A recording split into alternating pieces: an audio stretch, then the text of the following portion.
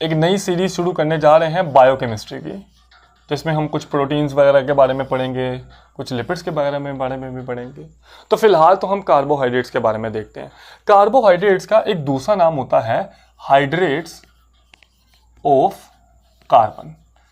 धीमे धीमे सुनते रहो, तुमको लेक्चर की फील आ रहेगी आज। हाइड्रेट्स ऑफ कार्बन हम इसे क्यों कहते हैं? देखो, आप एक काम करो, आप एक टेस्ट ट्यूब पकड़ो और इस टेस्ट ट्यूब में ना शुगर डाल लो। जो आप घरों पे चीनी इस्तेमाल कर रहे होते हो ना, व्हाइट शुगर जिसको आप कहते हो शुगर, वो डाल लो। और इस शुगर का नाम हम ना केमिस्ट्री में सुक्रोज रखते होते हैं, हम आगे जाके आपको बताएंगे, ठीक है। अच्छा, अब आप एक काम करो, इसको ना मस्त गर्म करो, ये लो। अब जैसे ही आप इसे मस्त गर्म करोगे, देखते हैं क्या होता। जैसे ही आपने इसको गर्म किया ना, तो ये सारी ये ब्लैक पड़ गई, काले रंग की। अच्छा, अब ये काले रंग की बन गई और इसके अगल बगल, टेस्ट ट्यूब के अगल बगल हमको क्या नजर आना शुरू हो गए? वाटर वेपर्स हैं। अच्छा, ये ब्लैक चीज़ है, ब्लैक चीज़ क्या है? ये ब्लैक चीज़ है कार्बन। और ये जो उसके अगल बगल टेस्ट ट्यूब के अंदर पानी आ रहा है, इसका नाम क्या है? हाइड्रेट, यानी वाटर। यानी इसका मतलब ये है प्यारे बच्चों के जो कार्बोहाइड्रेट्स होते हैं, जैसे कि ये चीनी, इसके अंदर कार्बन भी पाया जाता है और इसके अंदर पानी भी पाया जाता है। क्लियर है? अगर मस्त घर पे करना है तो कर लेना, कोई बात नहीं। थोड़ी चीनी के 4-5 दाने पकड़ के ना उसको चूल्हे की टिकिया पे रख के आग को तेज करना। आग तेज करोगे तो चीनी जलेगी, काले रंग की बन जाएगी और साथ उसमें पानी के बुलबुले भी बन जाएंगे, वाटर वेपर्स बन जाएंगे, तो वो आपको नजर आ जाएंगे। क्लियर है? तो इसी वजह से कार्बोहाइड्रेट्स को बोलते हैं हाइड्रेट्स ऑफ कार्बन। मिटा दें, ओके हो गया। चलो, तो ये होते हैं कार्बोहाइड्रेट। अभी तो हमने नॉर्मल से बात की ना, अभी सवाल ये है कार्बोहाइड्रेट्स होते क्या? कार्बोहाइड्रेट्स आपको मिलते हैं रोटी से, चावल से, वो सब चीज़ें खाने से कार्बोहाइड्रेट्स मिलते हैं। इनसे एनर्जी भी मिलती है 4.5 किलो कैलोरी, वो फिर कभी बात कर लेंगे।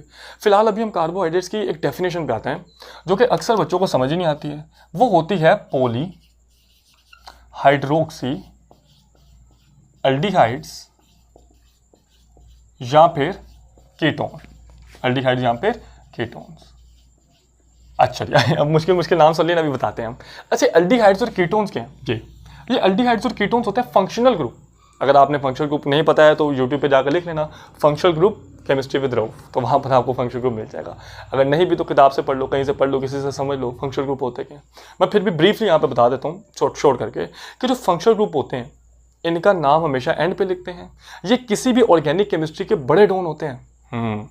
देखो, आपने मूवीज़ देखी है ना, मूवीज़ में जब हीरो एंटर होता है किसी जगह पे अपनी हीरोइन को बचाने के लिए, तो पहले कौन आते हैं? छोटे मोटे लोग आते हैं, छोटे मोटे गुंडे आ गए हैं।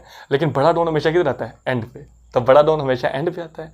और ये बड़े डॉन है, ये फंक्शनल ग्रुप बड़े डॉन है, ये लगेंगे भी एंड पे और सारी की सारी प्रॉपर्टीज़ भी यही देंगे, यही बताएंगे कौन सा रिएक्शन करना है, क्यों करना है, किस तरह से करना है। यानी सारी की सारी खूबियाँ इन्हीं की वजह से आएंगी। ठीक है, तो अभी बता देते हैं एल्डिहाइड्स और कीटोन्स होते क्या हैं। देखें, C+O कार्बोनाइल ग्रुप, अगर इसके किसी भी तरफ, चाहे इस तरफ चाहे इस तरफ, एक भी हाइड्रोजन आ जाता है तो ये एल्डिहाइड बन जाता है।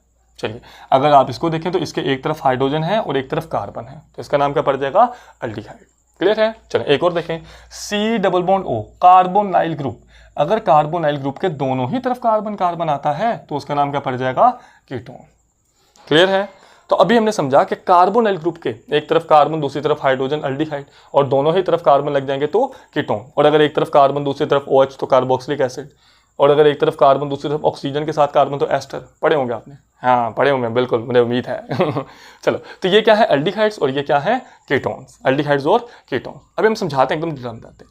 अच्छा, मैं आपसे ये बात कहना चाह रहा हूँ कि जो कार्बोहाइड्रेट्स हैं, कार्बोहाइड्रेट्स में या तो सिर्फ आपको एल्डिहाइड देखने को मिलेगा या फिर सिर्फ कीटोन देखने को मिलेगा।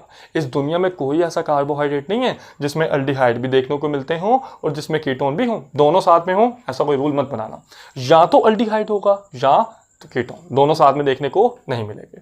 ठीक है, चलो अब हम एक काम करते हैं, मैं आपके सामने बनाता हूँ C+O कार्बोनाइल ग्रुप, इसके एक तरफ हाइड्रोजन और दूसरी तरफ कार्बन, तो क्या ये एल्डिहाइड है या कीटोन है? सोच के बताओ। हाँ, ये एल्डिहाइड है। अच्छा, अब देखो, इसके पीछे का लगा हुआ हाइड्रोक्सी, हाइड्रोक्सी का मतलब क्या होता है? OH। तो मैं एक काम करता हूँ, इस कार्बन को एक OH भी दे देता हूँ। क्या ये कार्बोहाइड्रेट है? फील आ रही है इसको कार्बोहाइड्रेट वाली? नहीं। देखो, इसके पास एल्डिहाइड तो है, हाँ बिल्कुल है। क्या इसके पास हाइड्रोक्सिल ग्रुप भी है? हाँ बिल्कुल है। लेकिन ये पोली का मतलब क्या होता है? मैनी। और मैनी का मतलब यहां पे हम लेंगे कम से कम 2, एटलीस्ट 2। तो अब आप एक काम करो, एक और कार्बन लगाओ और इसके पास 2 OH हो गए। अभी देखें, इसके पास OH 2 है, यानी पॉलीहाइड्रोक्सी वाली फील आ रही है। एल्डिहाइड भी है, हाँ बिल्कुल है। तो अभी प्यारे बच्चों, क्या ये कार्बोहाइड्रेट है या फिर नहीं है? हाँ बिल्कुल है। क्लियर है? तो कार्बोहाइड्रेट कैसे पहचानोगे? या तो उसके अंदर एल्डिहाइड पाया जाएगा या कीटोन पाया जाएगा, और उसमें कम से कम कितने OH देखने को मिलेंगे? 2 OH देखने को मिलेंगे। याद रहेगा, फील हुआ कार्बोहाइड्रेट होता क्या है? हाँ सर हो रहा है, हल्का फुल्का हो रहा है ना? हाँ जी चले। अच्छा मुझे सोच के बताइए इसके अंदर कितने कार्बन है? 1 2 3, इसके अंदर है 3 कार्बन। तो एटलीस्ट कोई भी कार्बोहाइड्रेट बनाने के लिए हमारे पास कितने कार्बन होने चाहिए? 3। 2 कार्बन वाला या 1 कार्बन वाला इस दुनिया में कोई कार्बोहाइड्रेट नहीं है। मिटाया जाए? मिटाया जाए? ओके हो गया, मिटा देते हैं। अच्छा अभी सवाल ये है कि कार्बोहाइड्रेट्स ये वाले जो हैं ये बनते किस तरह से हैं? तो देखिए हम तो नहीं बना सकते, ये प्लांट्स बना सकते हैं, और प्लांट्स एक प्रोसेस से बनाते हैं जिसका नाम होता है फोटोसिंथेसिस। फोटोसिंथेसिस समझा देते हैं फोटोसिंथेसिस होता क्या। देखिए फोटोसिंथेसिस मतलब होता है लाइट का रोशनी की मौजूदगी में अपनी खुराक को खुद तैयार कर लेना, फोटोसिंथेसिस कहलाता है। फिर से सुन लीजिए, पौधों का अपनी खुराक को लाइट की मौजूदगी में खुद तैयार कर लेना फोटोसिंथेसिस कहलाता है। फोटो का मतलब क्या होता है? लाइट, और सिंथेसिस का मतलब क्या होता है? बनाना। अभी फोटोसिंथेसिस होने के लिए 4 चीज़ें जरूरी हैं। Number 1 carbon dioxide.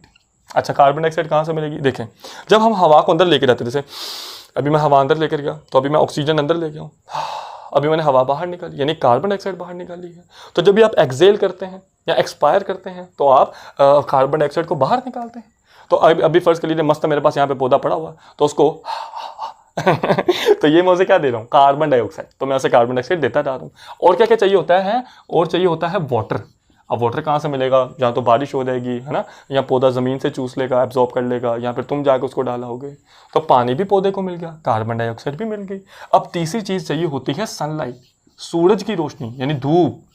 हाँ सर मैंने कोई मिल गया मूवी देखी है, कोई मिल गया में एक जादू होता था, उस जादू को भी धूप चाहिए होती थी है ना, चिल्लाता रहता था धूप धूप धूप तो पौधा भी चिल्लाता रहेगा धूप धूप धूप। तो पौधे को क्या देनी है? सनलाइट देनी है। हाँ कई बच्चे कहते हैं सर जादू वाली मूवी दिखाऊं पौधे को? नहीं दिखानी है, पौधा नहीं समझ पाएगा, तुम खुद ही देख लो देखनी है तो सनलाइट सूरज की रोशनी देनी है, और क्लोरोफिल देना है।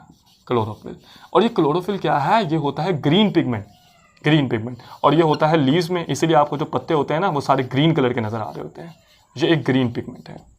चलिए तो अगर पौधे के पास ये चारों चीजें होंगी, जैसे कार्बन डाइऑक्साइड भी है, पानी भी है, सनलाइट भी है, क्लोरोफिल भी है, तभी वो अपनी खुराक को तैयार कर सकता है। अगर किसी पौधे में इनमें से एक भी चीज की कमी तो वो अपनी खुराक को तैयार नहीं कर सकेगा। जैसे कि अगर हम आपसे पूछें कि क्या पौधे रात के वक्त फोटोसिंथेसिस कर सकते हैं, तो जवाब होगा नहीं, क्योंकि रात के वक्त सनलाइट नहीं है। अच्छा अगर कोई पत्ता ऐसा है जो ब्राउन कलर का है, मुरझा गया हुआ, तो क्या वो फोटोसिंथेसिस कर सकता है? नहीं, उसके पास क्लोरोफिल नहीं है। अच्छा अगर किसी पौधे के पास पानी ना हो, कर सकता है? ना। अगर कार्बन डाइऑक्साइड ना हो, ना। यानी इसका मतलब ये चारों चीजें होना जरूरी है। अच्छा जब ये चारों चीजें मिल गई तो अब पौधा क्या बनाएगा? C6H12O6, और ये क्या होता है? ग्लूकोज।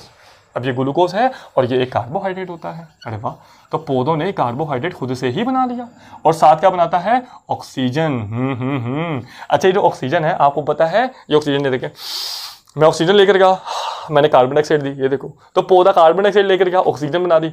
अरे वाह, यानी ये साइकिल चल रहा, हम पौधों को कार्बन डाइऑक्साइड देते हैं और प्लांट्स होते हैं वो हमको ऑक्सीजन देते हैं। साइकिल चल रहा है ये वाला। इसी तरह याद रखें कि जो एक बड़ा दरख्त है, ट्री, वो रोजाना 20 बंदों के लिए ऑक्सीजन प्रोवाइड करता है। मिटा दूं, ओके हो गया। तो पौधे अपनी खुराक खुद ही बना सकते हैं, यानी पौधे कार्बोहाइड्रेट खुद ही बना सकते हैं। क्लियर है? आसान लगा है? चलिए तो एक इसी तरह पौधे लगाते रहिए यार, पौधे लगाते रहिए यार, पौधे